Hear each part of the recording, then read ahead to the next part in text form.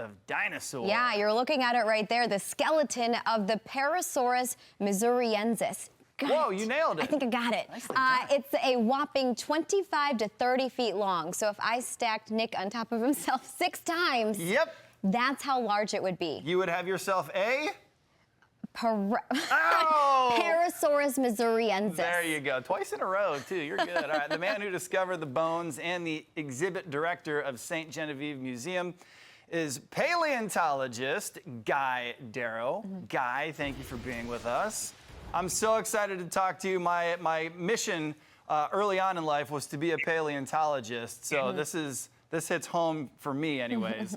All right, let's talk about this story, which actually begins in the 1940s. How did the significance of this site in Missouri come to light? Well, back in 1942, they sent a geologist down to southern Missouri to look for clay deposits.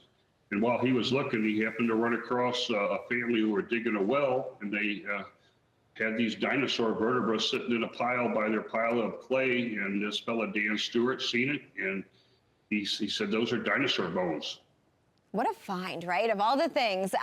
Okay, so can you tell us how you are personally involved in this process? A paleontologist friend of mine bought the site and to see if there were any more bones there. And after they got through doing some exploration, I asked him if I could put a greenhouse over the site so that we could excavate very carefully and systematically. And that's the way you can make the most out of the material. Why was this latest find so significant for the state of Missouri? It's the only dinosaurs that have ever been found in the state of Missouri.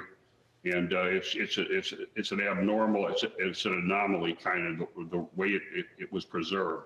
They were preserved, these bones were preserved below grade.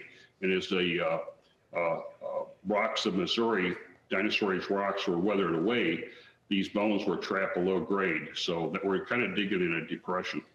Yeah, and it's fascinating. This is a new species. I'm sure there's so much to learn moving forward. But do we know yet what kind of dinosaur it was? Was it a fierce predator? Was it more of a gentle giant that ate some leaves? What do we know about it? Please say fierce predator. Please say fierce predator.